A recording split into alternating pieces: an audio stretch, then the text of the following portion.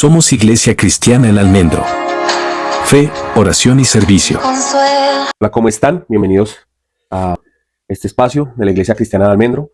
Quiero compartir con ustedes una escritura que está en Romanos capítulo 4, del 4 al 8, recordándoles que estamos en el estudio de la suficiencia de las escrituras.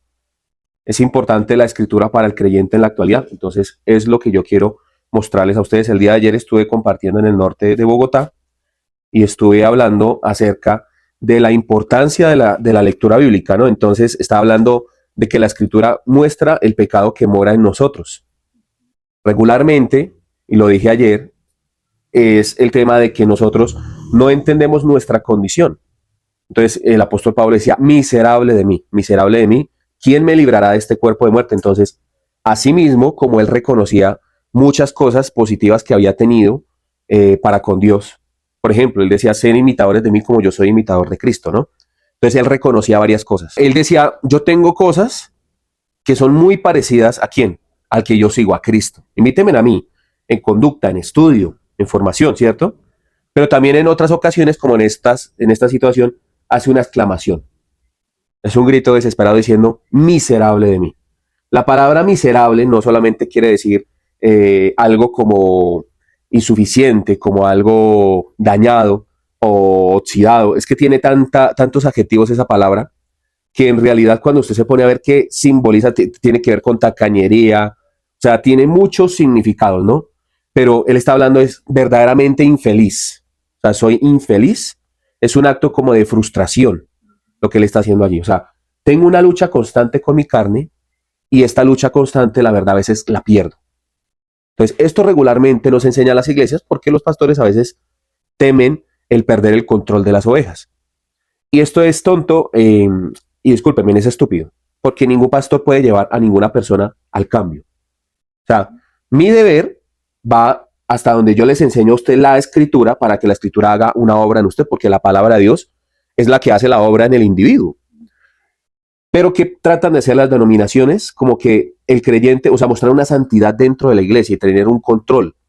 Entonces yo como predicador voy a tratar de que la persona viva una vida en santidad, supuestamente, que refleje un rostro amable, agradable, pero el problema es cuando la persona ya no está dentro del cuadro de la iglesia. Entonces se convierte en un mañoso en potencia, porque la iglesia es San Fabián, pero entonces en la casa es Satanás. Sí, ahí es donde está el problema. Entonces, eso nunca lo ha querido Dios. Nunca lo ha querido Dios. Entonces, esto que está haciendo el apóstol Pablo al exclamar, miserable de mí, ¿quién me librará de este cuerpo de muerte? Él está diciendo, yo tengo una lucha constante, pero la verdad a veces esto me gana. Y les invito a que vean esta predicación, que de hecho usted la puede encontrar en YouTube dentro de poco, que se llama El pecado que mora en mí, para que usted lo tenga ahí en presente. Y ahí expliqué el problema que estaba contemplando el apóstol Pablo. El problema somos nosotros, nuestro corazón, pero allí el apóstol Pablo empieza como a hacer un trabalenguas en Romanos capítulo 7, que regularmente ese texto las personas no lo relacionan muy bien. Entonces, hoy vengo a hablar de los dos tipos de obras, ¿no? Y cuando usted no sabe obrar en el cristianismo, usted es amigo o deudor, que es el nombre de la predicación del día de hoy. ¿Ven? Entonces vamos a ir a Romanos capítulo 4, y ahí en Romanos capítulo 4 usted va a encontrar en el versículo 4 algo muy interesante que regularmente tampoco entendemos. Dice ahí, pero al que obra no se le cuenta el salario como gracia, sino como deuda. Usted dice, o sea que si yo hago algo, en lugar de que Dios se agrade conmigo y que me sea contado por gracia, a favor, ¿me es contado en contra? Entonces, usted dice, no, pero esto, porque de todas maneras nosotros somos llamados a obrar, ¿no? O sea, la iglesia debe obrar. Pero aquí está diciendo, si yo obro, mi salario no va a ser un salario. O sea, tras de que estoy haciendo un favor, supuestamente, esto me va a resultar a mí en un problema, porque me convierto en deudor. La pregunta es, ¿deudor de quién? De Dios. Ahora usted imagínese deberle algo a Dios. Ahí es donde está el tema. Uno dice, en lugar de recibir un beneficio por parte de Dios, cuando yo hago algo, voy a recibir una deuda. ¿Quién quiere hacer eso? Y más con Dios. De pronto en un banco y usted coge y bloquea el banco, bloquea su número de teléfono, hasta cambia de SIM card, la pulveriza, la incinera, ¿no? Porque así hacen muchos. En algún momento lo hice yo. Entonces uno dice, bueno, deudor de Dios, ¿y Dios cobrará intereses? ¿Usted qué cree? ¿Que Dios cobra intereses? O sea, ¿qué piensa usted acerca de Dios? ¿Qué piensa usted acerca de cómo Dios obra? Es la pregunta que yo le quiero hablar a usted el día de hoy. ¿Y qué será deudor? ¿Qué será ser deudor en realidad? Entonces, vamos a ir al versículo 5 porque también ahí se amplía un poquito más esto. Dice, pero al que obra no se le cuenta el salario como gracia, sino como deuda. Y el versículo 5 dice, más al que no obra, sino que cree en aquel que justifica al impío, su fe le es contada por gracia. ¿Qué será eso? Más el que no obra, sino que cree en aquel que justifica al impío, su fe le es contada por justicia. O sea, no es bueno obrar. Porque si yo no obro, pues primero no voy a tener deuda, solamente tengo que creer en Dios. Entonces, si creo en Dios, no tengo que obrar. Y ahí es donde hay otro serio problema en la actualidad. Y ese problema lo he tenido con iglesias bautistas y algunas presbiterianas, en donde trabaja más un gorgojo que un gorgojo en un riel. Pues como el Señor llama al que Él quiere, pues ¿para qué evangelizamos? Y ojo que yo he tenido algunas discusiones y he hablado con algunos pastores bautistas y a mí esto no me gusta de mi pueblo, no me gusta. Pero sí me agrada de los pentecostales. No todo en el pentecostalismo está mal, pero no quiere decir que todo con la iglesia bautista esté bien. Entonces, aquí hay un serio problema. ¿Obro o no obro? ¿Hago o no hago? ¿Sí o no? Entonces, ahí en el versículo 6 dice, como también David habla de la bienaventuranza, o sea, verdaderamente dichoso, ¿sí? Del hombre a quien Dios atribuye justicia sin obras, diciendo, bienaventurados aquellos cuyas iniquidades son perdonadas y cuyos pecados son cubiertos. Bienaventurado el varón a quien el Señor no inculpa de pecado. Ahí es donde yo quiero que paren hasta ahí. Pero usted mira, no hay nadie que haya trabajado más en su momento que David. El día que descansó la embarró. Pónganse ustedes a pensar, ¿qué querrá decir la escritura? Y es que las personas regularmente atribuyen la obra como algo verdaderamente importante en sus primeros días de creencia. A ver, vamos a ir poco a poco y quiero que me presten atención en el sentido de una problemática que está sucediendo en la actualidad. O sea, mire, usted llega a una iglesia. ¿Cuáles son las iglesias que más abundan? Las iglesias del neopentecostalismo. O sea, usted mira que son las más grandes, las que más pululan y las que usted encuentra en cada esquina. Regularmente una iglesia bautista usted no la encuentra cerca. Es muy rara la iglesia bautista que usted encuentre en cada esquina, porque en realidad el bautista no se centra mucho en tener grandes congregaciones, sino en tener calidad con las personas. Se lo digo con conocimiento de la causa porque conozco muchos pastores bautistas. No están pensando en tener unas mega construcciones. El pentecostalismo sí se basa en que entre más grande es porque verdaderamente Dios apoya la obra, el Espíritu Santo está allí, ¿cierto? Entonces hay un serio problema, que los pastores se han acostumbrado, hablo del pentecostalismo y neopentecostalismo, y ojo con esto porque no estoy diciendo que todos los hermanos pentecostales estén en error. Entonces, ¿qué sucede? Ellos se empiezan a centrar en la llenura del Espíritu Santo y en la manifestación del Espíritu Santo y en el avivamiento. Entonces tratan de hacer lo mismo que se hacían en algunas circunstancias en los tiempos de los apóstoles. Entonces, en donde una persona envía apóstoles a predicar, en donde se envían de dos en dos, después envían 72, después envían 12. Digo que hay una iglesia en la actualidad que de los 12 toca llamar 12 por cada individuo. Entonces, imagínese, multiplique usted 12 veces el número 12 y esos otros 12. Es una cadena, es una red de mercadeo. Entonces, ¿yo por qué les quiero hablar de esto? Porque lo primero que usted hace cuando llega a su vida de creencia es escuchar mensajes como el siguiente. Si usted abre un grupo hogareño, el Señor le va a bendecir. Si usted trabaja para la obra de Dios, el Señor se va a encargar de su problema. ¿No han escuchado eso? Entonces, si usted hace lo que es para Dios, Dios hará lo suyo. ¿Sí? Entonces uno dice, oiga, pues sí, es un buen negocio. Porque si yo me encargo de predicar, de ir a grupos, mejor dicho, ser una persona muy activa en la iglesia, el Señor se va a encargar de mi problema. Entonces las personas tienen este error y viven pensando de que eso es bíblico. Y eso nunca ha sido bíblico. Ahora, ojo con esto no quiero decir que no deban de servir, que no deban de ayudar en alguna circunstancia en las iglesias. Aquí me ve gente desde Venezuela, desde México y desde otros lugares, que les mando un saludo. Y el tema no es que no sirvan, hay que servir, pero hay que saber servir. Es ahí el problema, porque uno cree, no, pues si yo sirvo, entonces el Señor se va a encargar de mis hijos. Y crece el chino, y el chino no quiere saber nada del evangelio. Pero, ¿qué pasó con Dios? Dios no trabaja, pero la escritura me dice, mi padre y yo trabajamos hasta el día de hoy. Pero entonces no, Dios no existe. Terminan con la conclusión de que Dios no existe porque Dios nunca hizo lo que supuestamente el pastor dijo que él iba a hacer. Ahí yo quiero que usted centre su mirada, porque tiene todo que ver con esto que está diciendo Romanos. Hay formas de servir, y lo más importante es lo que Dios mira en dónde, en el corazón. Hay personas llamadas al servicio y hay personas que se llaman al servicio. Y hay personas que hombres llaman al servicio. Esto yo lo entendí no hace muchos años, tengo que yo decirle a usted, o sea, yo la embarré. Cuando yo entendí que debía predicar y empezar a hacer esto, yo traté de copiar algún modelo pentecostal y yo dije, pues voy a hacer lo mismo y empecé a tener hartos grupos. Y la verdad me fue bien, me fue muy bien. El problema, ¿cuál fue? Que las personas que empezaron a llegar con ese modelo empezaron a querer liderazgo, empezaron a querer que uno les resolviera la vida, de que uno les ayudara en una cosa, en otra. No entendieron tampoco lo que yo trataba de hacer y eso sí, yo decía, pues copio el modelo de pirámide, pero les enseño doctrina, lo correcto.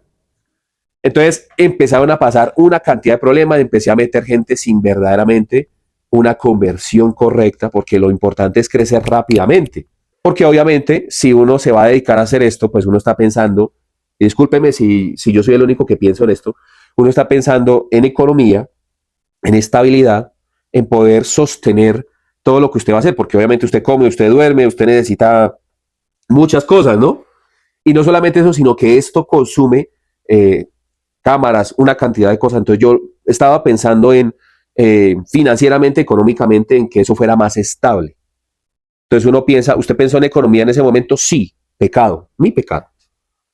Entonces yo empecé a hacer varios grupos y las personas empezaron a ayudar, a servir, pero empecé yo a ver la intención de las personas al momento de servir.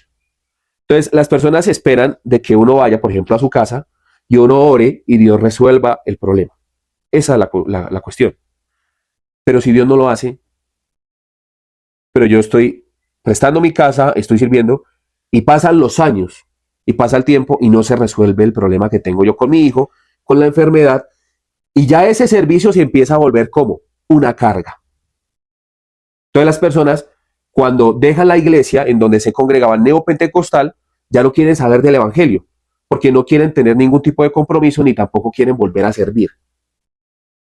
Eso pasa con muchas personas. Entonces, no, yo no voy por allá porque eso, el día que yo me comprometa con el Señor, ese día yo me voy a poner serio. Y ese día yo vuelvo a servir, pero nunca han servido a Él. Ese es el problema. Y la base de lo que está hablando Romanos es que hay personas que se sirven a ellos mismos estando en el cristianismo y hay personas que le sirven a Dios. El que se convierte en deudor es el que se sirve a sí mismo. Más el que le sirve a Dios, su fe le es contada por gracia. Entonces, los dos tipos de obras son algo que están dañando y beneficiando a la iglesia en la actualidad.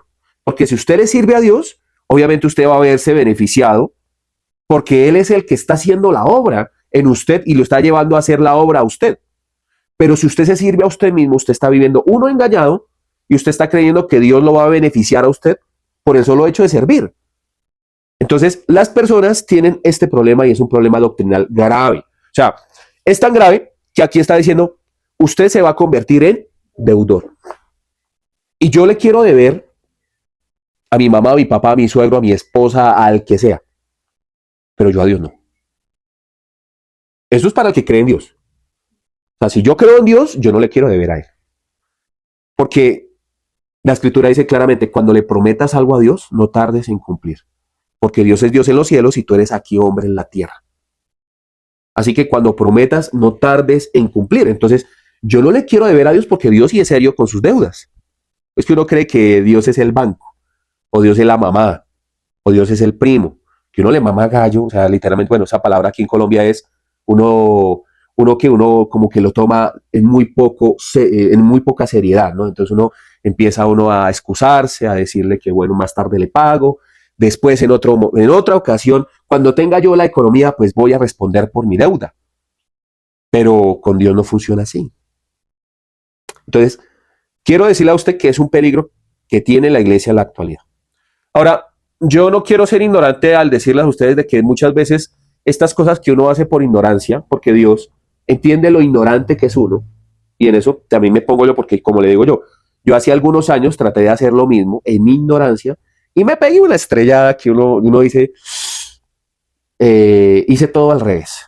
Y terminé lastimando personas, ofendiéndome, ofendiendo, o sea, una cantidad de cosas empezaron a suscitarse alrededor de esto que yo hice con las mejores intenciones, supuestamente yo, pero que en realidad lo que estaba orando era mi mal corazón, porque no confiaba en su creador. Esa es la realidad. Ay, ¿usted es un pecador? Sí. O sea, yo cometo errores y no me avergüenza decirles a ustedes esto porque, de hecho, yo soy un ser falible. Entonces, después el Señor me hizo entender, de hecho, tuve una conversación con un pastor que antes era neopentecostal, se volvió al pentecostalismo y después resultó siendo reformado, porque entendió que eso estaba mal. Entonces, cuando yo tuve la charla con él, él me decía, mire, mijo, nosotros entendemos algo, que Dios es el que hace la obra y que lo pone a uno ahí. Confía en él, tranquilo. Obviamente, pues hay situaciones que son de mucho afán, pero tranquilo, Dios no lo va a desamparar. No esto justo desamparado ni su descendencia que mendigue pan. Tranquilo, vaya poco a poco. Pero esto solamente para el pastor, no, esto es para todos en la congregación, para ustedes. O sea, uno a veces trata de hacer cosas en sus fuerzas para acelerar, para que las cosas le salgan a uno mejor, para que la vida, como que Dios, uno quiere ver a Dios en acción, ¿no les pasa eso? Y uno quiere que Dios haga las cosas, pero es que Dios, por ejemplo, llama a Abraham y del llamamiento al día que le da el hijo, ¿cuántos años pasan? O sea, son demasiados años.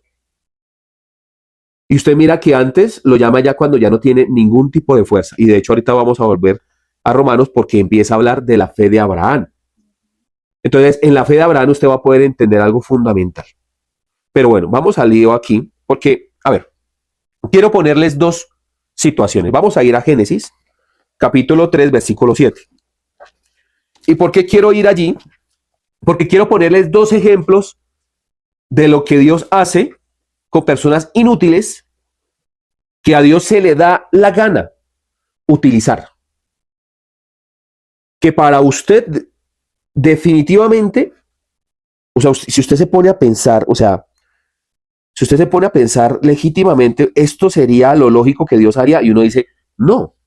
Por ejemplo, cuando usted va a Génesis capítulo 3 y de hecho cuando usted va al capítulo 4, usted mira, quiero que se centre en el capítulo 13 y el capítulo 4 porque voy a tomar varias cosas de allí. Vamos a hablar de Caín y Abel primero en el capítulo 4. Entonces, cuando usted mira a Caín y Abel, el primero, ¿quién fue? Caín. Entonces, Caín dijo, el problema fue que Dios maldijo la tierra. ¿Qué voy a hacer yo? Pues yo aprendí a labrar la tierra, yo le voy a llevar una ofrenda a él para contentarlo. Le voy a hacer una ofrenda. Y entonces la maldición del Señor dijo, maldita será la tierra por tu causa, comerás el pan con el sudor de tu frente. Espinos y cardos te producirá la tierra. O sea, la tierra estaba maldita, ¿cierto? ¿Qué trató de hacer Caín? Caín dijo, no, yo puedo revertir el resultado, yo puedo doblar el brazo de Dios y yo puedo hacer que Dios, como que se ablande un poco, ¿no? Algo así lo que pasa en la actualidad con las maratónicas, algo así. Entonces yo sé que con mi ofrenda el Señor me va a escuchar. Yo sé que con este dinerito el Señor va a orar. Entonces, ¿qué sucedió? Este hombre tenía que ir cerca al Edén, que el Edén era regado por 4 ríos, Pisón, Gihón, Éufrates y Tigris. Y llegaba allí, cerca, allí había un ángel con una espada desenvainada, que de hecho tengo unas prédicas acerca de eso. Y este ángel tenía prohibido dejar acercar a alguien. Entonces el hombre cogía y iba allá, arriesgando su vida, tenía que tomar agua, irse y empezar a rascar esa tierra seca y árida y plantar la semilla, estar pendiente de que no le naciera ¿qué? Cardos y espinas. Entonces tenía que chuzarse, que tenía que arrancar eso, tenía que arar la tierra, volver esa tierra fértil para que la tierra le diera algún tipo de resultado. Entonces, usted dice, este hombre de verdad, pues, ¿usted qué haría? Yo creo que haríamos lo mismo, ¿no? Sería, pues uno trata de uno de contentar a Dios como cuando uno tiene problemas con su esposa. Pues voy a llevarle un chocolatico. Algunos son más osados y dice, me voy a llevar un pollo asado. ¿Sí? Pero imagínense, eso trató de hacer Caín. Y se esforzó. Se esforzó. Al lado de Caín hay un muchacho. A ver, un pastor de ovejas. Pregunta, ¿qué tenían que hacer los pastores de ovejas en ese entonces? Pastorear las ovejas. ¿Qué hace un pastor de ovejas? Cuidarlas que no deben de lobo. En ese entonces, obviamente, aún tenían ellos algo de conocimiento con los animales. Era un tema más fácil. Pastorear ovejas en ese momento era llevarlos a que pastaran. Y sí, de pronto alguno que otro lobito ahí que quería se las debo, pero pues ellos tenían sus facilidades, ¿no? Entonces, de hecho, se hacían comunidades para pastorear ovejas. Entonces era difícil que un lobo se acercase cuando habían humanos. Piensen en lo siguiente. ¿Qué hacían ellos? Se plantaban en un lugar alto, dejaban allí el rebaño pastar y no hacían nada más. Saber a dónde tenían que llevar al rebaño. Entonces, los animalitos comían solos, son que de hecho de la oveja vienen las podadoras. ¿Sí sabían eso? Porque las ovejas comen en círculos. Entonces, ellas empiezan a comer. No es como una vaca. Pastorear vacas es más complicado porque yo fui pastor de vacas en algún momento en el llano.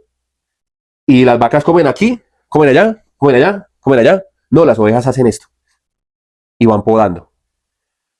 Entonces, el pastor la tiene más fácil. Entonces dijo, oiga, yo me enteré que mi hermano, yo imagino que Caín le contó, le voy a llevar un regalo a Dios para solucionar este problema. Le voy a llevar un pollo asado. Sí, le voy a llevar el fruto de la tierra. Entonces, el hermano dijo, pues yo no tengo nada más. Yo no tengo nada. Pues bueno, sí, yo pastoreo ovejas. Le voy a llevar la más gorda. ¿Qué más podía hacer el hermano? Nada más. Y fue y llevó la oveja más gorda. Y Dios se agradó con la oveja gorda y no con el esfuerzo del otro. Entonces, decayó el semblante de Caín porque se había esforzado demasiado. Y Dios dijo, oiga, pero ¿usted por qué se ofende?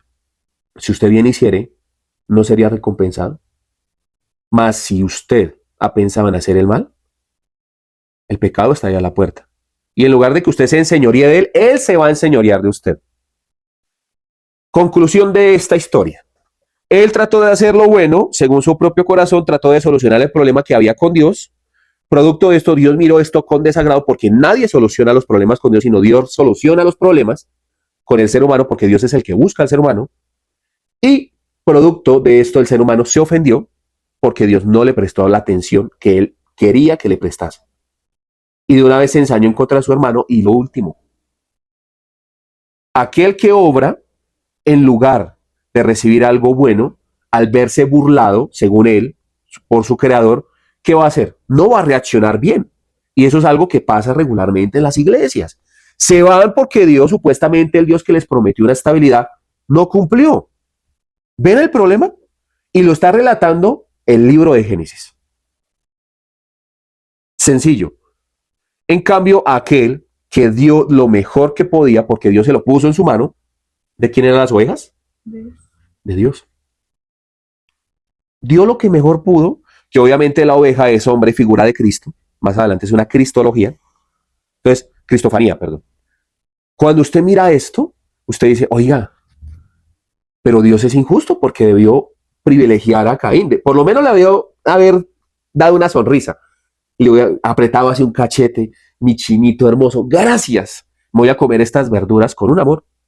¿Sí? Entonces, la forma en la que nosotros pensamos es la misma forma de Caín. Y eso está escrito ahí para que miremos nuestro corazón. Le voy a poner otro ejemplo. Génesis capítulo 25. Entonces, cuando usted va a Génesis capítulo 25, usted se va a encontrar una situación bastante particular que de hecho algunas personas como que no les entra bien esto. ¿Sí? Mire, Esaú vende su primogenitura. Génesis capítulo 25, versículo 27. Y crecieron los niños y Esaú fue diestro en la casa, hombre del campo, pero Jacob era varón quieto que habitaba en tiendas. La pregunta, ¿a quién escogió Dios? A Jacob, que era un hombre que se la pasaba en las faldas de su mamita. No era un hombre esforzado. Pero nuevamente Dios es injusto, oiga, pero ¿por qué va a escoger a un bueno para nada en lugar de escoger al más valiente, al más capaz? Precisamente es por eso, porque usted es muy capaz. Entonces usted dice, soy tan capaz que no necesito a Dios. Y ojo, puede que usted no lo diga, pero eso está en nosotros. Entonces, de hecho, cuando nacen, antes de nacer, esta mujer, Rebeca, está desesperada, dice, se están peleando en mi vientre, o sea, tengo que morirme porque yo no como madre no quiero ver que esto suceda así y que los dos se ultimen, ¿no? Entonces el Señor le dice, tranquila, en su vientre hay dos naciones, pero el menor va a someter al mayor. Esto lo sabía quién, Rebeca, pero Isaac, ¿a quién quería más? A Esaú. ¿Por qué lo quería más? Porque era esforzado, valiente, vivía en su casa, ¿cierto? Entonces Esaú es rojo, o sea, aparte era bien velludo, que de hecho algunas personas me critican a mí en redes sociales porque no tengo barba.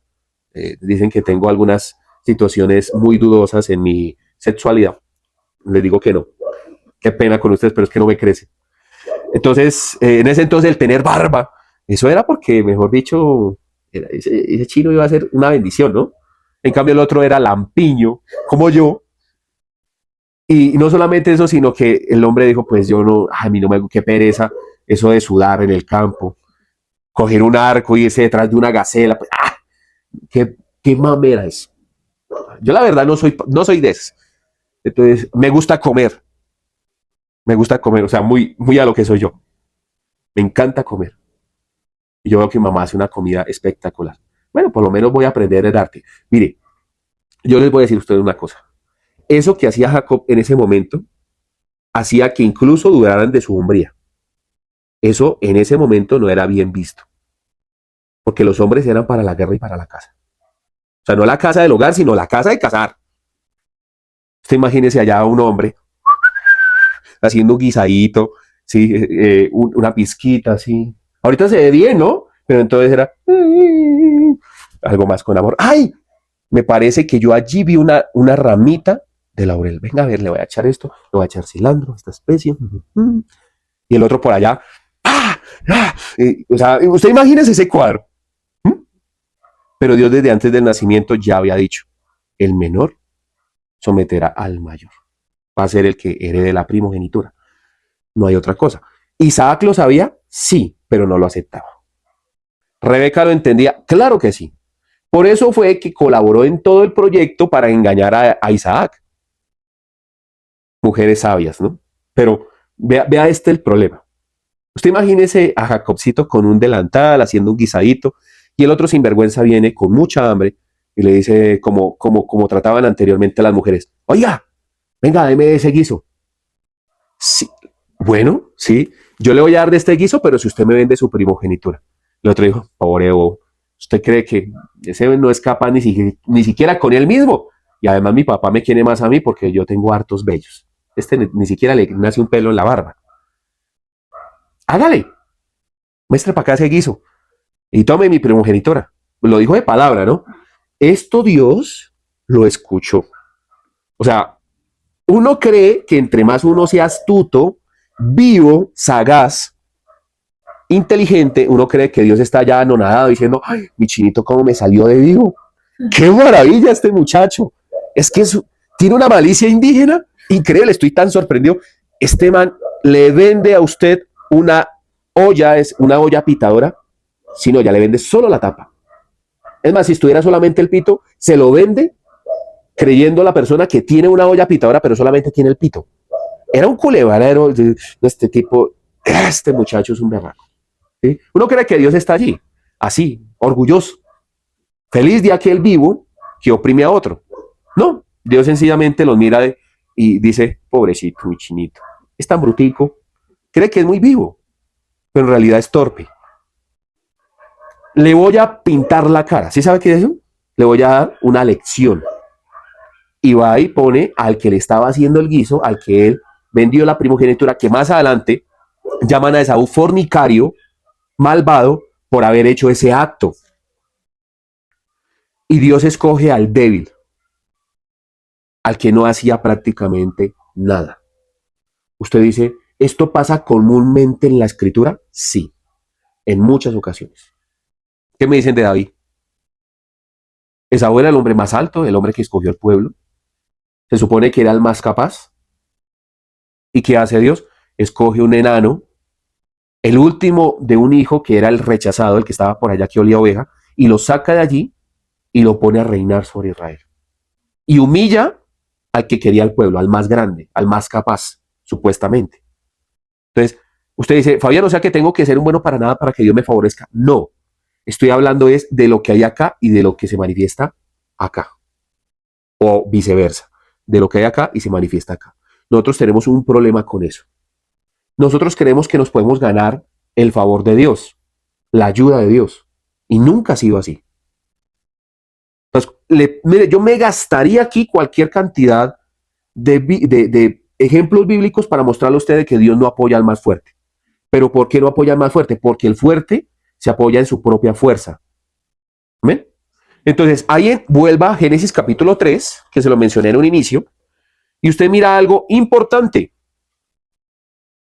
Génesis capítulo 3, usted va a encontrar en el versículo 7 que después de que Adán y Eva pecaron, les fueron abiertos los ojos para el mal, ¿no? Entonces dice, entonces fueron abiertos los ojos de ambos y conocieron que estaban desnudos. Entonces cosieron hojas de higuera y se hicieron delantales. De hecho, tengo una predicación solamente basada en esto, que lo puede encontrar en el canal de YouTube. Hojas de higuera o pieles de animales se llama. Entonces usted mira acá y usted dice, lo primero que ellos hicieron fue, oiga, estamos desnudos, ¿qué vamos a hacer? Cubrir nuestra desnudez. ¿Qué tenían a la mano? Hojas. Entonces ellos cogieron y trataron de taparse, pero el problema con las hojas de higuera es que se secan muy rápido y se caen. Las hojas de higuera son la justicia humana, la forma humana. Eso simbolizan. Entonces, el hombre está desnudo, ¿qué es lo que hace? Tratar de tapar ¿qué? Su desnudez, su pecado o su maldad. Eso simbolizan las hojas de higuera. Pero usted más adelante va a encontrar algo importante en el versículo 21.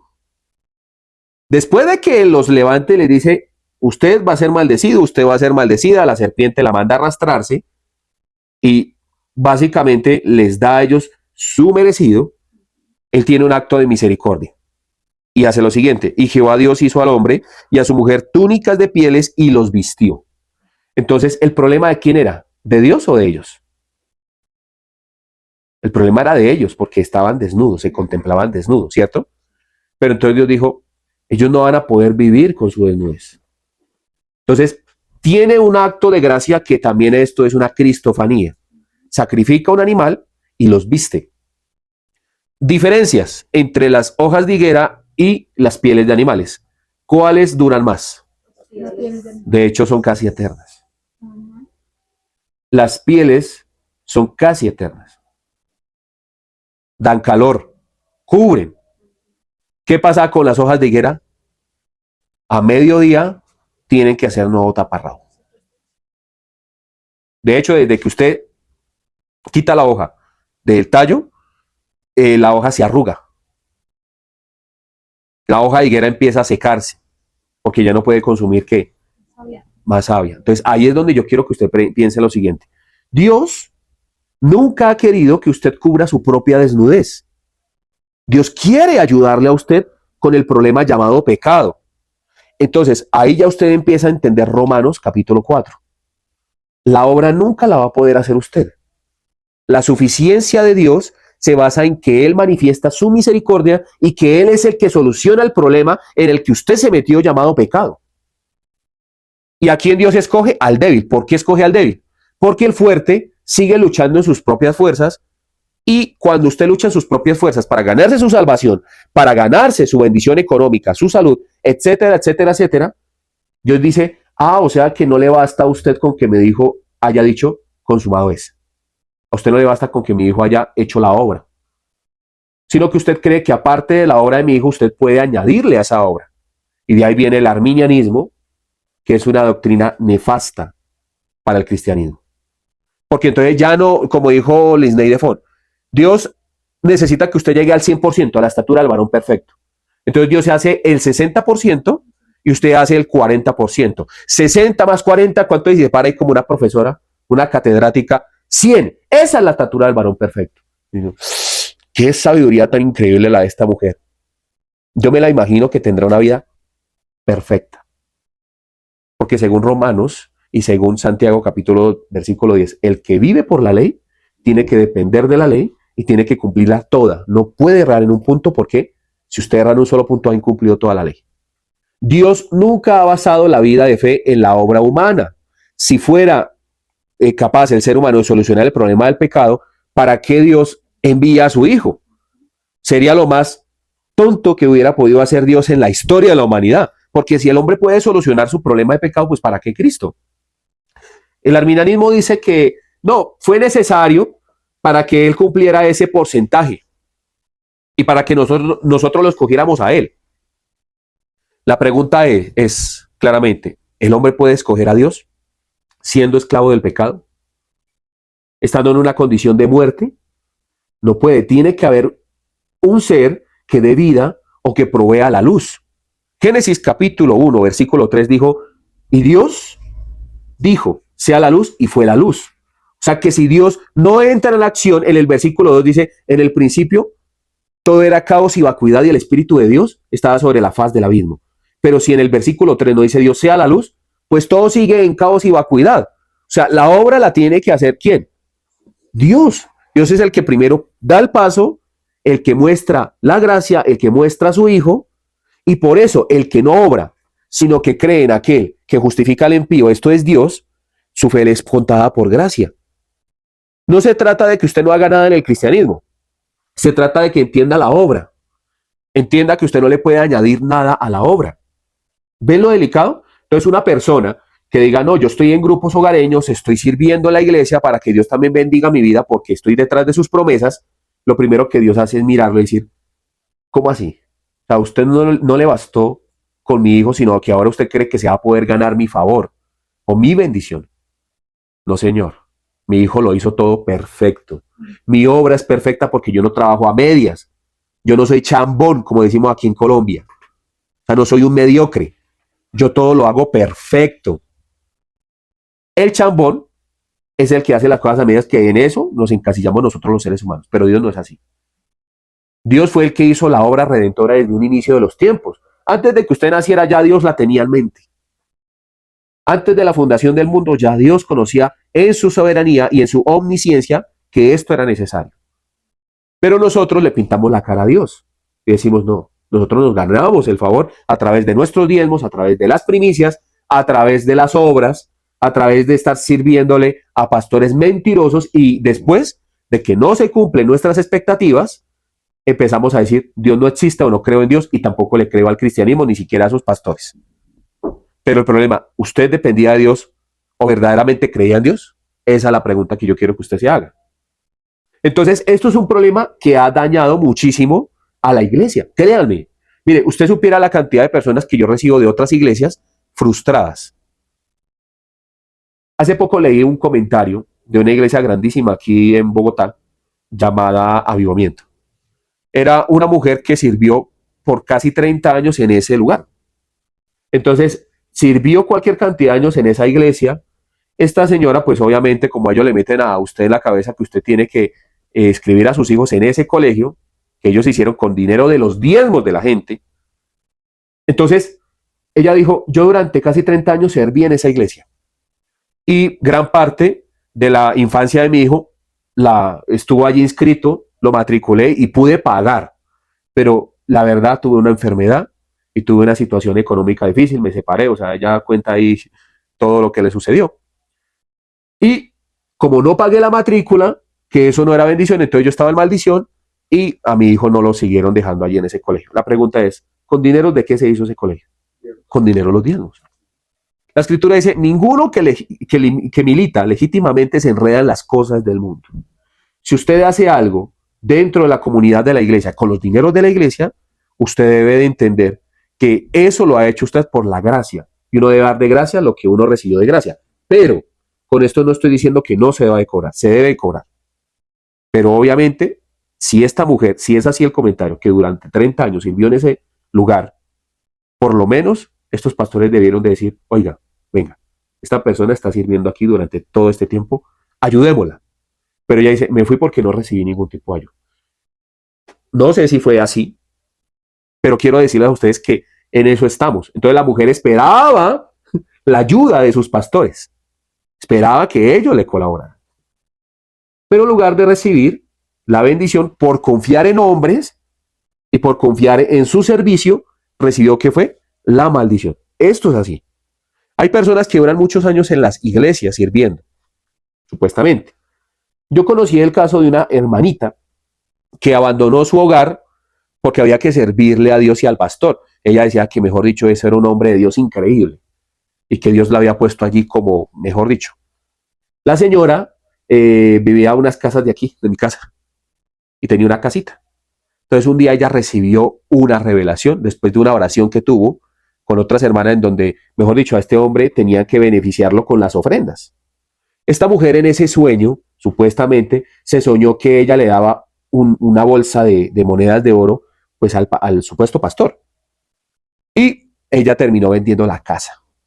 Entonces vendió su casa, que era su único bien, y fue y le llevó la bolsa de monedas de oro al pastor, al supuesto pastor. ¿Qué hizo este pillo? Pues el hombre pues recibió esas monedas y le dijo a ella, ¿y usted ahora dónde va a vivir? No, pues no tengo dónde. Venga y vive con nosotros y nos ayuda. Pues la señora se volvió la muchacha del servicio sin pago. Vendió su casa y se convirtió en la empleada de servicio de este señor. Y ellos dejaron a la empleada de servicio allí cuidando la casa, compraron un carro y se fueron para la costa con ese dinero. Ojo, que esto lo vi.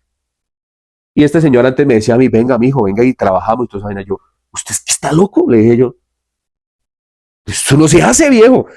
El mal no le gustó y, mejor dicho, terminó diciendo que yo era un rebelde, cuando yo nunca le presté atención para nada. Entonces, claro, como él sabía que yo conocía a algunas mujeres de estas que se congregaban allí, yo les decía, eso es una locura que estén haciendo esto. Y los reunía en lugar de pronto decir, bueno, voy a pagar un localito, alguna vaina, porque pues ahí está la ofrenda. Este hombre la reunía en un potrero. Mira la locura de esto. Y todas esas señoras sirviéndole a este señor. Este señor despilfarró esa plata. Finalmente, ¿en qué concluye todo esto? Que el hombre tenía algún tipo de adicción a alguna sustancia psicoactiva muy fuerte y el hombre ahora se la pasa por ahí con un costal. Y la señora se quedó con la ex esposa o esposa de él allí sirviéndole todavía. Y uno la mira mal a esa señora. Entonces uno dice, ¿qué pasó ahí? ¿Dios le dijo que de verdad hiciera esto? No. Ella misma en su torcido corazón, no arrepentido, no entendió que no tenía que privilegiar a hombres, que tenía que privilegiar a Cristo, entender que Cristo no está demandando ningún tipo de estas cosas, y eso solamente lo podemos observar ¿en dónde? En la Escritura. Cuando usted lee correctamente la Escritura, usted va a entender que Dios no glorifica a ningún hombre, ni tampoco recibe la gloria de los hombres. Él lo dejó claro. Gloria de los hombres no recibo. O sea, a ver, nosotros, inclusive para servir, esperamos algún tipo de gloria de parte de los hombres para nosotros. Y esto es algo con lo que lucha todo pastor. Entonces, si una persona se va, a uno le duele, entonces es desagradecido. Si una persona está allí, entonces supuestamente debería deberle, pero no, las personas no nos pertenecen a nosotros. Las personas tienen que seguir a su creador. Pero eso muchos pastores no lo entienden. Entonces, por eso tratan de que las personas se sometan a normas, a leyes fundamentadas por ellos mismos. Entonces, las mujeres tienen que vestirse de determinada manera, tienen que cumplir determinadas condiciones, los hombres tienen que hacer esto, tienen que hacer aquello y terminan oprimiendo a tal punto la iglesia que la iglesia tarde o temprano vomita a las personas, porque no puede sostenerse una vida de creencia basada en ¿qué? En la norma de hombres. Entonces aquí claramente está diciendo, más el que obra, su salario no le es contado por gracia, sino como deuda. Entonces cuando usted dice, a través de este diezmo Dios me va a bendecir, Dios dice, o sea que a través del sacrificio de mi hijo usted no es bendecido.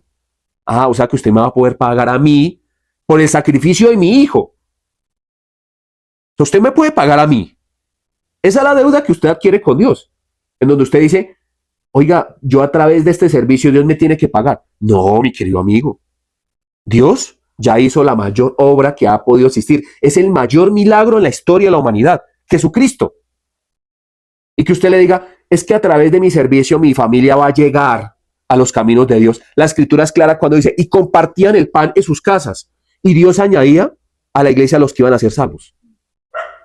No el pastor, no la iglesia, no ninguna otra organización, sino es Dios. Pero entonces Dios trae a mi familia porque yo lo obedezca. No, Dios dice, no, usted me obedece a mí porque yo lo pongo a usted a obedecer. Porque yo a mis escogidos planifiqué desde un inicio de los tiempos que andarían en unas obras, lo dice el libro de Romanos, porque Él predestinó las obras para que nosotros anduviésemos en ellas. O sea, Dios mismo lo llamó a usted y Él hizo que hubiera un cuerpo y aparte de eso, Él hizo unas obras para que nosotros anduviésemos en ellas. No hay gloria humana ahí. ¿Qué gloria humana hay en algo que Él ya hizo? Entonces hay pastores que dicen que somos los ungidos de Jehová, que somos los siervos de Dios y que tenemos nuevas revelaciones. ¿Cuál nueva revelación? Ya toda la revelación está escrita. Solamente aquella persona que no lee su Biblia cree que hay más revelaciones. Esa es la importancia de que usted dependa de la Escritura. Depender que la Escritura tiene la suficiencia para que el creyente pueda no solamente ser bendecido con la salvación, sino que a través de la misma fe, a través de su dependencia en Dios, usted entienda de que usted ya es bendecido. ¿Cómo uno entiende que uno es bendecido? A través de la Escritura. No hay otro modelo, no hay otra forma. Entonces, entendemos según lo que expliqué ayer, allí en el norte de Bogotá, entendemos que Dios nos bendice por los motivadores personales. Y ojo con esto, no todo lo que ellos dicen es mentira. Sí, somos real sacerdocio, nación santa, pueblo adquirido por Dios. Somos la niña de los ojos de Dios. Sí, pero esto tiene que ser contextualizado en la Escritura. Usted no me puede decir a mí de que somos la niña de sus ojos y que por ser la niña de sus ojos somos los niños mimados de papá que podemos hacer y deshacer con otras personas sin tener algún tipo de responsabilidad. Eso es absurdo. Va en contra de la ley y Dios no se contradice. Entonces, si usted lee la norma, lee la ley y entiende el propósito de su sacrificio, a usted le va a doler hacerle daño a otra persona. ¿Por qué? Porque lo ha leído. No porque de usted haya nacido esto, no nace de usted. Entonces, hay personas, mire, yo hace un tiempo conocí una amiga que me decía, yo ofrendo y diezmo y Dios me tiene que beneficiar y me tiene que ayudar, me tiene que hacer que las personas que me deben a mí me devuelvan el dinero porque yo diezmo. Yo le dije, ¿cómo así? O sea, ¿usted es bendecida porque usted diezma o porque usted es hija? ¿Cuál de las dos? Entonces quedó ahí como que en cortocircuito, porque soy hija. Pero usted me acaba de decir que porque usted diezma. Porque soy hija y obedezco. ¿Cómo así? O sea que no le basta a usted solamente ser hija. ¿Por qué usted bendice a sus hijos? ¿Por qué les da a usted de comer? Porque son sus hijos. ¿Sus hijos le tienen que pagar en el momento? No. ¿Por qué? Porque no pueden. Porque dependen de usted. Sus hijos humanamente, usted le dice a un niño de 10 años, yo le doy a usted de comer, pero gánese la comida. ¿Qué puede hacer un niño? Lo máximo tender la cama, sí. Es porque es su hijo. Incluso conozco niños y bebés de 40 años a los cuales el papá y la mamá le sigue dando de todo por el simple hecho de ser hijos. ¿Sí? Ahora, obviamente Dios a nosotros nos favorece, nos da a nosotros, pero por el solo hecho de que somos ¿qué? Hijos, pero no nos alcahuetea. Es la gran diferencia. Pero entiendan esto, somos bendecidos porque somos hijos. ¿Y en dónde usted entiende que usted es hijo? En la Escritura. ¿Cómo ser hijo? Usted lo entiende en la Escritura. ¿Sí o no? Entonces, hay que parar con el pensamiento de que nosotros somos demasiado importantes, dijo el apóstol Pablo. Ninguno tenga más alto concepto de sí mismo que el que debería tener. Primero que todo, fuimos comprados a precio de sangre. Éramos esclavos del pecado, ahora somos esclavos de Cristo. El apóstol Pablo decía, soy esclavo del evangelio por amor a Cristo. Entonces, usted piensa que usted no es esclavo. Somos ahora esclavos del evangelio. Entonces, un esclavo no tiene ningún mérito. Si un esclavo hace algo, el que se lleva el mérito, ¿quién es? El que lo compró, su amo. Pero no queremos entender que somos esclavos ahora de Cristo. Entonces le decimos Señor, pero le decimos Señor porque es un cliché. Es una palabra que suena chévere. o decimos tenemos al Señor como nuestro Señor y es un hombre así, como para darnos algún tipo de estatus porque tenemos un Dios todopoderoso, pero creemos en ese Dios. No. Le decimos Señor, pero no lo consideramos Señor. Le desobedecemos en todo momento. Entonces, ¿es Señor o no es Señor? Ahí el problema. Entonces, lo saca de Egipto y los lleva por una tierra, por un camino, para reinar en una tierra que nunca les perteneció a ellos, sino que Dios le ofreció a ellos, les dio a ellos por una promesa a Abraham. Y ellos, en la mitad del camino, decían, en Egipto comíamos pan y pescado, pero eran esclavos. Entonces, ahora que están camino a la tierra prometida, se atreven a levantarle la voz a su Dios, el cual les proveía columna de fuego de noche y una nube de día para que no les quemara el sol la carita, y que les proveía el maná y que lo llevaba por ese camino a la tierra prometida. Entonces ahora no solamente querían ultimar al profeta, o sea, Moisés, sino también que querían hacer, rebelarse en contra de su Dios. Eso es lo que somos nosotros, nuestra naturaleza. Entonces nosotros, si no queremos volver a cometer los mismos errores, tenemos que ir a la Escritura, depender de la Escritura para que nosotros no volvamos a hacer la misma estupidez. ¿Vamos hasta ahí? Entonces, vamos a ir a los últimos textos que están en Juan capítulo 3. Y usted va a entender cómo la predicación se va a encajar aquí y va a armonizar de una manera espectacular. Recordemos que Juan capítulo 3 es la conversación entre el Señor Jesús con Nicodemo. Y hace un par de predicaciones yo estoy hablando de Nicodemo. ¿Sí? Mire algo fundamental. Las personas viven embelecidas, encantadas con Juan 3:16. El mundo anda feliz. La Iglesia Católica, Apostólica y Romántica andan anonadados con este versículo. Mire el peligro de sacar el versículo fuera de su contexto. Entonces, usted lee esto y se dice, porque de tal manera, mire, lo vamos a leer de manera filosófica, poética. Porque de tal manera amó Dios al cosmos, porque eso quiere decir mundo en el griego, al cosmos, que ha dado a su Hijo unigénito para que todo aquel que en él cree no se pierda, mas tenga vida eterna. Y usted, ¡ah! No, morí lentamente. Ninguno se va a perder, porque Dios amó al mundo de una manera descontrolada. Tan descontrolado fue Dios que a todos perdonó. ¿Sí? No. Verso 17.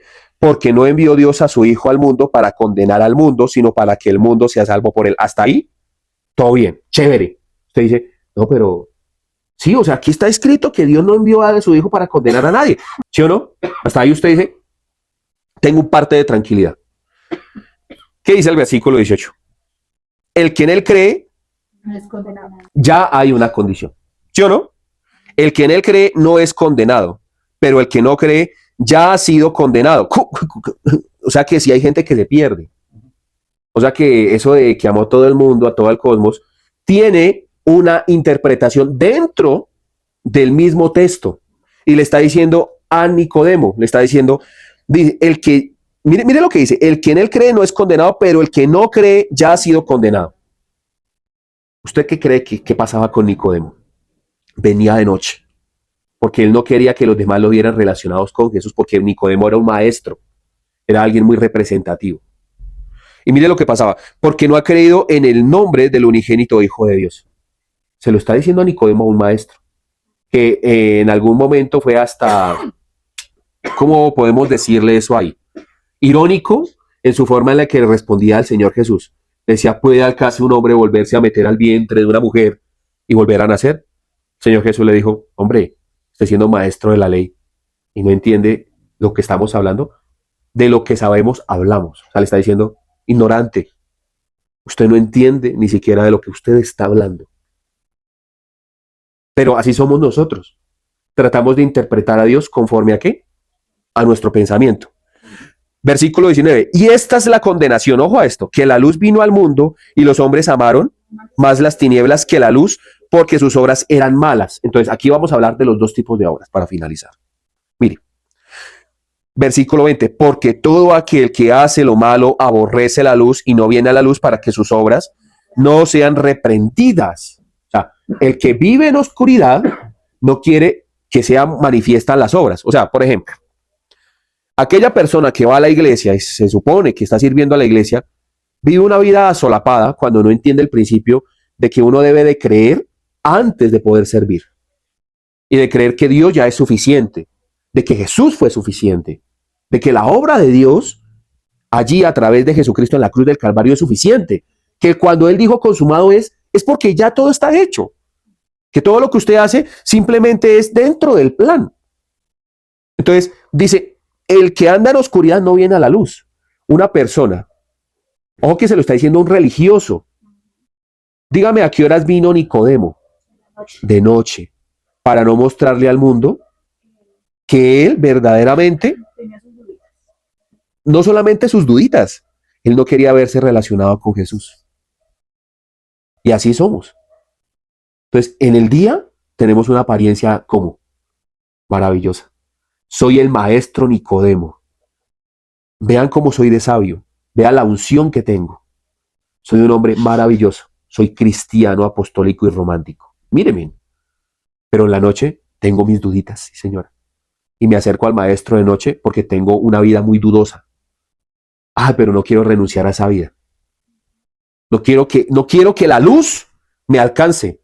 No quiero que se den cuenta que incluso yo dudo del judaísmo. Por eso voy a él de noche. Porque de día lo quiero apedrear. De noche lo quiero escuchar, pero él no me dice lo que yo quiero oír. Entonces no quiero ir a la luz porque él no está conforme a mi beneplácito. Y así somos. ¿Se dan cuenta? Esa es la vida de un hombre religioso. Y de eso están llenas las iglesias. ¿Por qué? Porque el sinvergüenza, que supone que es el pastor, le enseñó que tenía que tener una apariencia de piedad, tenía que servir en la iglesia y de que total, si yo me encargo de las cosas de Dios, Dios se encarga de mis problemas. ¿Dónde está escrito eso? En ningún lugar. Su primera iglesia es su casa. Usted tiene que mostrar lo que usted es. Para eso se hizo la iglesia, no para que usted se oculte. No para que usted vaya a otro en oscuridad. Mira el último versículo. Mas el que practica la verdad, mire, practica. O sea, es una práctica. Porque el que hace lo malo también lo practica. Pero aquí está diciendo, mas el que practica, o sea, que hace la verdad diariamente, viene a la luz para que sea manifiesto que sus obras son hechas en Dios. Los dos tipos de obras. La que hace el hombre es la que él hace en oscuridad y la que él muestra delante de todas las personas como un hombre limpio que no comete errores. A mí hace mucho tiempo me dejó de interesar eso. Yo prefiero mostrarme tal cual soy. No me pongo a decirle a las personas, no le cepillo el hombro a nadie, no me pongo a embetunarle los zapatos con la lengua a ningún ser humano. Si las personas quieren entender escritura, le enseño a la escritura, muchas personas se van porque no les digo lo que ellos quieren oír. Asimismo, el Señor Jesús hizo con Nicodemo. Usted no quiere venir a mí en la luz porque no quieren que yo le muestre a usted que sus obras no son tan perfectas, mijo. Usted quiere andar como escondido. Pero el que practica la verdad viene a mí en la luz y busca que yo le muestre sus obras. Usted encuentra un texto que es el texto del joven rico. El joven rico vino en la luz. Cuando todos estaban ahí, le dijo, maestro, bueno, ¿qué haré pues yo para heredar la vida eterna? El Señor Jesús de una vez le dijo, usted conoce los mandamientos. No adulterarás, no harás esto, no harás aquello. Usted tiene que honrar a padre y madre. Le dijo, todos los he guardado desde mi juventud. El Señor Jesús le dijo, te hace falta solo una cosa. Vaya y venda todo lo que usted tiene y ven en pos de mí. Este hombre no esperó recibir ese bofetado, pero le manifestó su error a plena luz del día, a la vista de todos. ¿Lo hizo para avergonzarlo? No. Lo hizo para mostrarle a las personas que cuando vienen a Jesús van a ser confrontadas. O sea, tiene que ser confrontado el creyente. ¿Para qué? Para que él mismo, o sea, no es porque el Señor Jesús le iba a empezar a tener una persecución, como hacen muchos pastores, que ven que la persona se equivocó y le caen encima y le hacen así como en la lucha libre, le empiezan a caer encima a ver si de pronto le sacan el aire. No. El Señor Jesús simplemente con dos argumentos le dijo, tiene un problema, pero es solucionable. Venga, sígame. Pero el muchacho dijo, no, yo tengo muchas cosas. Ya inventó una excusa. Pero si el Señor no le dice en qué está fallando, y ojo que dijo que apenas lo vio, lo amó. Lo amó. No lo odió, no lo despreció. Dice que apenas lo vio, lo amó. ¿Por qué lo amó? Porque él trató de cumplir la norma, pero es imposible que se haga el cumplimiento de la norma sin Cristo Jesús. Entonces, nosotros tenemos un serio problema y es que nosotros queremos pagarle favores a Dios. Queremos que, es más, queremos que se acelere nuestra forma económica a través de diezmos, ofrendas, primicias. Y ojo con esto, no estoy queriendo decir que no deba ayudar. De hecho, Dios es el que pone el querer como el hacer. Pero asimismo, como hay personas que van y diezman, hay personas que lo hacen con tristeza y amargura en su corazón. El Señor dice, a mí no me traiga eso. No me interesa recibir eso. ¿Por qué? Porque usted lo estaría haciendo para pagarme a mí un favor. Yo no necesito que usted me pague nada. Yo ya todo lo hice en una cruz.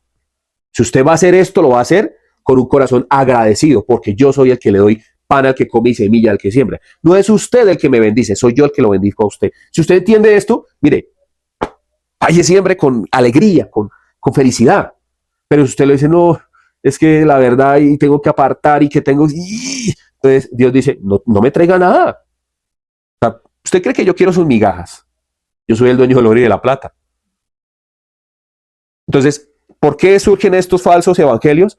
Por la necesidad de falsos maestros y de falsos pastores de someter al pueblo. Esa es la verdad. Y vienen personas a esta congregación y quieren que yo les solucione la vida. Yo no le voy a solucionar a usted nada. El único que le puede solucionar a usted algo es Cristo Jesús. Y Él le ayuda a usted a solucionar todos sus problemas, pero es a través de la Escritura. Y hay muchas veces en donde Él a través de la Escritura le va a decir a usted, no. Se lo dijo al apóstol Pablo, ¿no? Le dijo, bástate en mi gracia, porque mi poder se perfecciona en su debilidad. Le dijo, no le voy a solucionar ese problema. Hablemos de otros problemas, pero ese no. Y a eso no le agrada tampoco al nuevo creyente. El nuevo creyente lo que quiere escuchar es que viene un nuevo año. Este año es el que es. Este año usted le va a poner, ¿cómo es que sabrá el lema de avivamiento? Le vamos a poner el pie en la cabeza al gigante. ¿Sí? Este año Dios va a derribar esos gigantes. Tráigame sus cartas. Eso fue lo último que hizo. Tráigame sus cartas, las esparce ahí al frente del púlpito. Y bueno, al lado de sus cartas, no se les olvide que vamos a recoger una jugosa ofrenda. Porque ¿qué será de esas cartas? El Señor no las va a leer si usted no ofrenda. Entonces ahí toda la gente, y allá deposite. Y Dios, mejor dicho, se va a sentar en su escritorio magnífico, juntamente con unos ángeles a debatir sus cartas. Ay, Dios mío. Ayúdanos, Padre. Ten misericordia de nosotros como oración, como pueblo. Es que, miren, hermanos, la verdad, tengo yo que decirles a ustedes que es muy triste esto, de verdad. Las personas quieren hacer de todo, pero no se quieren sentar a hablar con Dios. Cuando usted ora, usted le pide a Dios, le manifiesta a Dios su petición. Pero cuando usted lee la Biblia, usted escucha a Dios. ¿Qué es lo que Dios quiere? Pero queremos es que Dios, incluso doblamos la Biblia para reclamarle a Dios nuestras bendiciones. Y a Dios no se le reclama nada. A Dios se le escucha y uno se somete a lo que está escrito aquí en la palabra. Se le pide, claro que sí, con insistencia, pero entendiendo también quién es Él. Él es nuestro Señor. Si le gusta este contenido, si le gustó nuestra prédica, por favor, dele compartir. Esta es una forma con la que usted nos ayuda muchísimo y es compartiendo estos mensajes porque hay personas que andan también en ignorancia bíblica. La intención de estos videos es que las personas acudan a la Escritura, acudan a Cristo Jesús y no dependan de su propio esfuerzo. Somos Iglesia Cristiana El Almendro, fe, oración y servicio. Bendiciones, shalom. Te invitamos a que nos visites en nuestras redes sociales, comentes, compartas y dale me gusta. Nos encuentras en Facebook como Iglesia Cristiana El Almendro, Instagram El Almendro Iglesia, YouTube Iglesia Cristiana El Almendro y TikTok Iglesia El Almendro.